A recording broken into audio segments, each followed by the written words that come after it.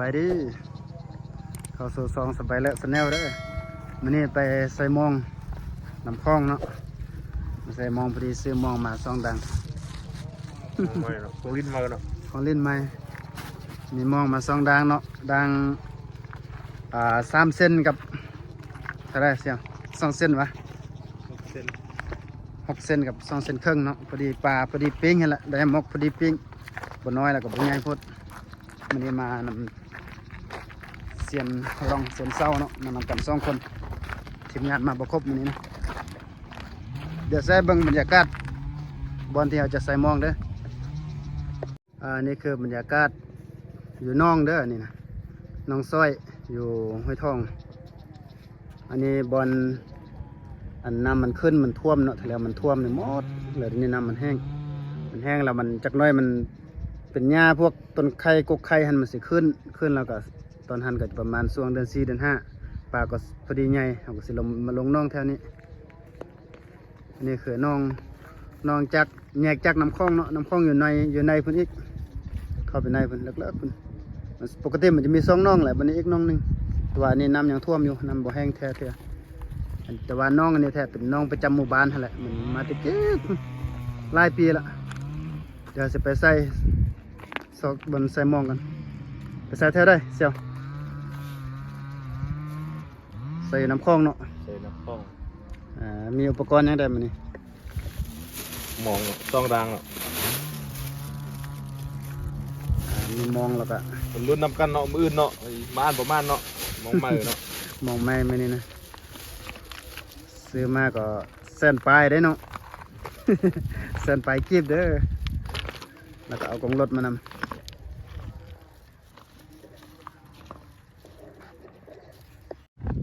มันยางโลซอกบนใส่มองกันหนาวเด้อมันนี่นะมื้อเช้านี้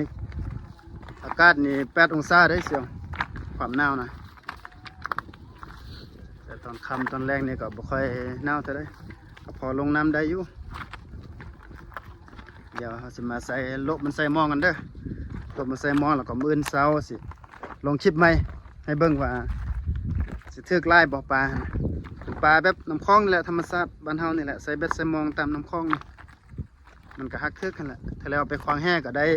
หอดกุ้งได้หอดปลาแค่ปลาข้าวหยังก็ได้หมดอันนี้เขาก็ไปซื้อมองมาใส่จักหน้อยสิเป็นลูกเคยยามมอง บ่แม่นใส่มองลูกเคยใส่มองมีแล้วอันนี้สิลูกเคยยามมองโอเคติดตามชมนำกันเด้ออันนี้เด้อบัดใส่มองย่างลงไปลงมาก็ได้บอลละใส่บอลนี้วันนี้มั่นใจสำได้เสียวมั่นใจจัก%บอลนี้ ตามโกเฮงเบิ่งนะมันสิได้ปลาทึกปลามองอันนี้ยาว50 เมตรเนาะแล้วก็ลงสูงประมาณ80 บ่ 60 บ่ สูง1 เมตร เมตรหนึงอ่ะแสดงว่าบ่ค่อยสูงซะได้โอ้เบิ่งวิวขับลมชมวิวเด้อเดี๋ยวสิใส่อยู่นี่แหละใส่ลัดครบไปพุ่นอันนี้จะเป็นมองตาน้อยนี่นะ2 เซนครึ่ง3 เซนกินปลาน้อยสำนิ้วโป้งแหละเดี๋ยวสิลงน้ำเด้อติดตามนำกันเด้อหนาว กำลังเตรียมสิลงมองเด้อนี่ เตรียมสิลงน้ำเด้อ เดี๋ยวเตรียมสิลงน้ำเตรียมสิหนาวแล้วบัดนี้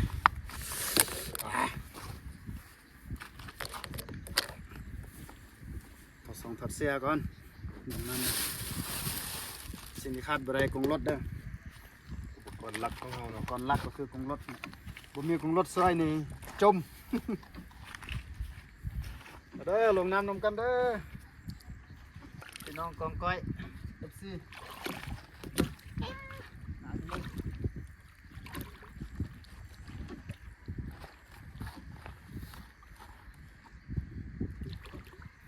เราจะจำกงหัวเลย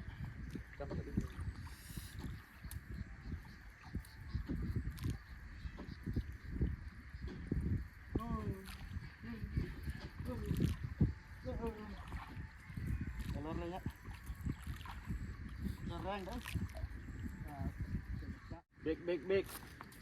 เบรกเบรกเบรกเบรก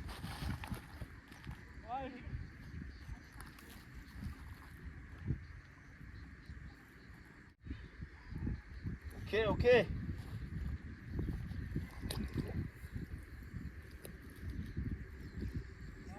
เอาแล้วเอาแล้วเอาแล้ว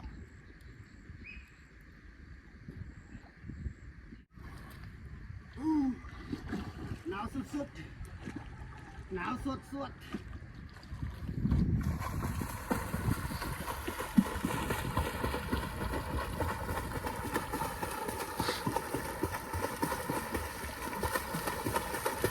โอ้ย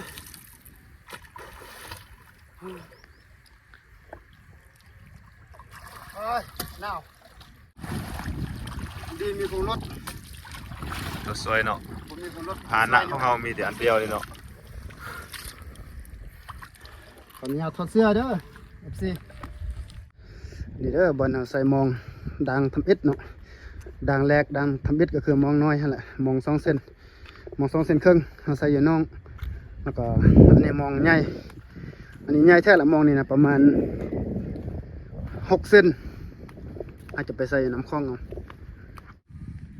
อันนี้มาใส่มองดังที่2มองใหญ่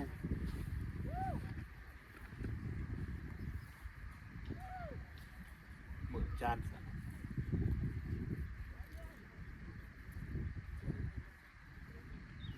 นี่มองใหญ่ที่ซื้อมาเขายังไม่ได้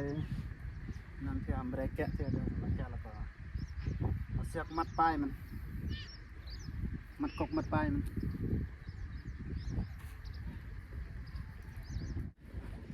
อันนี้เอามาใส่มองใหญ่เด้อนี่มาต่อด่านที่2มองใหญ่มอง6 เซน มองใหม่เนาะนี่เนาะ มองใหม่ซื้อมาใหม่สดๆนี่แหละมันนี่สิมาเปิดซิง มอง6 เซน นี่6 เซน6 เซนเนี่ยก็สิประมาณนี้แหละเนาะประมาณเข้าได้ประมาณ 3 นิ้วเนาะ 3 นิ้ว3 นิ้วผู้ใหญ่ประมาณนี้แหละเขาเอิ้นว่าเส้นแล้วก็ด่างทำอิฐเมื่อกี้เป็นมองน้อยมองอัน2 เซนครึ่ง3 เซนก็จะได้ปลาประมาณพอแม่โปมือนี่แหละเดี๋ยวเอามามัดกกมัดปลายมองกันเนาะไม้ไว้อย่างสิลืม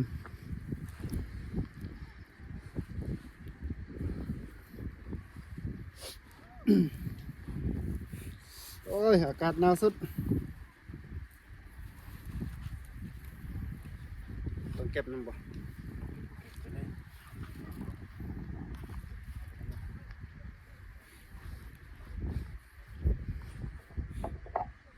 โอเคเราจะมาลงน้ำกันเด้อเราจะมาลงน้ำเนาะก็คือเฮ็ดขึ้นเมื่อกี้แหละเอายางรถไปลอยน้ำเพราะว่าน้ำมันลึกค่อนข้างที่จะลึกเขาต้องใส่ยางรถน้ำเพื่อความปลอดภัยคือเป็นเสื้อชูชีพให้มันแหละเดี๋ยวสิใส่รัดคกนี่แหละใส่ไปใหญ่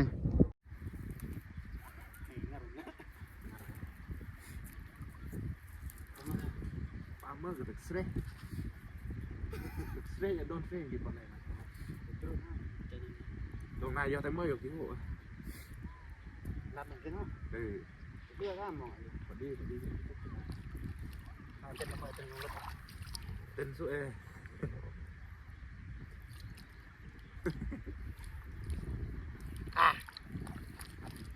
ป็นไปดี เต้นแล้วอย่าตนอกโอ้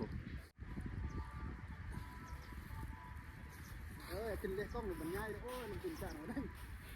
เป็นยาเนาะสต็อปบอหยุดรถ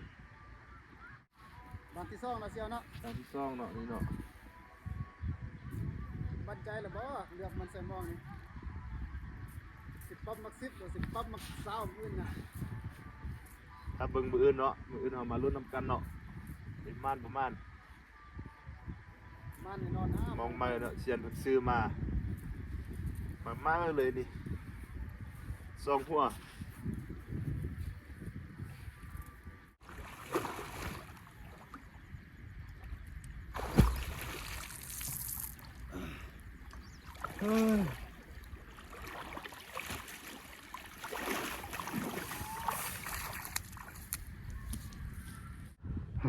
บอกได้คำเดียวว่าหนาวสุดเลยลงน้ำมีลมแดน้ำบักเย็นๆน้ำคลองเนาะแล้วก็ มีลมอยู่แคมป์คลองมันสิมีลมตลอดโคตรหนาวเลยพยายามดังไฟเนาะดังไฟฟิง บ่ไหวมันหนาวโพดบรรยากาศมันติดต่ำกว่า10มื้อเช้านี่8องศาเลยบ้านเฮามันหนาวแห้งเพราะว่ามันติดน้ำคลองเนาะติดน้ำคลองแล้วก็มีป่าไม้แบบมีภูมีดอยเนี่ยนี่นะเวลามันหนาวมันสิหนาวสุดๆเลยมันอยู่แคมป์น้ำแล้วก็สิมีลมพัดตลอดเวลานะ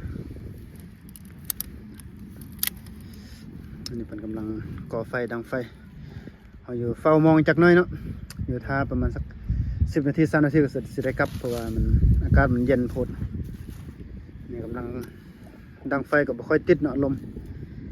มาดังท่าฟิงไฟเด้อทุกคน น้องท่าเป็นกำลังดังไฟอยู่ดังไฟก็บ่ค่อยติดลมไล่ค่ะลมแห้งแคมป์คลองลมแห้งอากาศเย็นสุดๆเลยก็บ่ได้อยู่ไกลบ้านได้เนาะอยู่หมู่บ้านซื่อๆหมู่บ้านอยู่แท่งอันนี้เอาลงมาลุ่มลงมาน้ำคลองพี่ไฟขึ้นแล้วเดี๋ยวเสร็จมาฟิงไฟให้อุ่นให้หนาวจักหน่อยก่อนแล้วค่อยกลับบ้านแล้วไฟติดแล้วหายหนาวแล้วโอ้เสี่ยวเพิ่นก็เอาใจใส่ได้เนาะบ่ได้ลงน้ำก็ดังไฟดังนี้ไว้ท่ายานหนาวนี่ว่าสภาพของตัวนี้เปียกหมดเอาลงไปลอยมองมันต้องได้ลอยเนาะ FC ทุกคนถ้าบ่ลอยบ่ข้ามบ่นั่นก็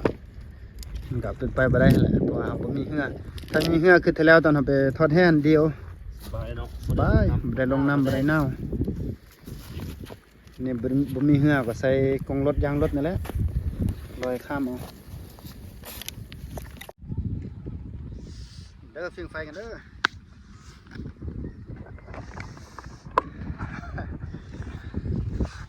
ฟิงไฟหนาวไว้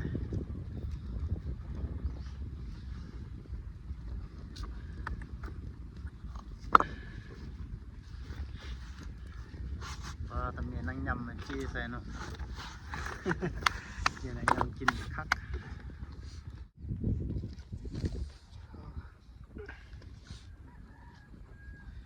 เมื่อมาดังไฟนะนี่ใส่ปลารถปิ้งกินเลยเอาเข้ามานำ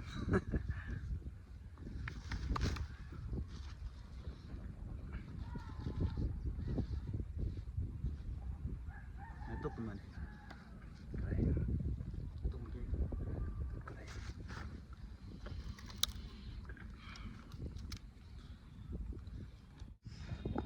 บรรยากาศลมเย็นแคมป์คลองนี่เด้อพี่น้อง FC ทั้งหลายอยู่แบบบ้านๆธรรมชาติหาปูหาปลาแคมป์คลองนี่แหละชีวิตบ้านนอกเนาะก็ FC ทุกคนเด้อที่เป็น FC ทางลาวทางไทย FC ไทยได้เนาะ FC ไทยก็ไล่ภาคอีสานภาคเหนือภาคใต้ก็มีภาคกลางก็มีเนาะ FC ฝั่งไทยก็ FC ฝั่งลาวได้เนาะต่างประเทศก็อย่าลืมกดไลค์กดแชร์ให้ได้ให้กับซองนุ่มนี่แหละซองเซี่ยว เพื่อจะเฮ็ดคลิปตลอดเนาะเฮ็ดคลิปแบบนี้แหละแบบบ้านๆแบบธรรมชาติแบบนี้แหละอยู่ให้อยู่นาอยู่ป่าอยู่ปูนี่แหละหาปูหาปลาตามธรรมชาติตามน้ำห้วยน้ำคลองนั่นแหละก็สิเฮ็ดคลิปแบบนี้เนาะเพราะว่าเราบ่ได้ใช้ชีวิตแบบหรูหราบ่มีเงินมีทองคือเขาเนี่ยเราก็เฮ็ดแบบบ้านๆแบบนี้แหละแบบธรรมชาตินั่นนี่บรรยากาศคักสุดนี่ฟิงไฟถ้ามีปลาเนาะมื้อยามม่วงได้ปูได้ปลาก็เอามาจี้กินกับข้าวเหนียวแซ่บเนาะเซี่ยวเนาะคักอยู่ อีกประมาณสัก2-3 อาทิตย์เนาะเซี่ยวก็จะได้ลงน้องนี่แหละ 2-3 อาทิตย์ได้ลงน้องแล้วน้องคือตอนเราถ่ายตอนต้นคลิปเมื่อกี้แหละมันมีน้องเป็นน้องคล้ายๆแบบเป็นน้องประจำหมู่บ้านนั่นแหละแต่ว่าลั่งที่เราใส่ตอนนี้ก็คือทางลั่งเขานี่จะเป็นน้ำคลองมันสิตึกสำนี้แหละมันจะบ่เป็นน้องมันจะเป็นน้ำห้วยน้ำคลองแบบนี้ก็ฝากกดไลค์กดแชร์ให้ได้เด้อมื้อเช้าเจอกันใหม่เด้อมื้อเช้าเขาสิมายามมองซองดังเนาะซองลั่งที่เราใส่มื้อนี้นะมาลุ้นนำกันว่าสิได้ปลาใหญ่บ่สิได้หลายโตบ่เจอกันใหม่คลิปหน้าเด้อกดไลค์กดแชร์ได้บ๊ายบาย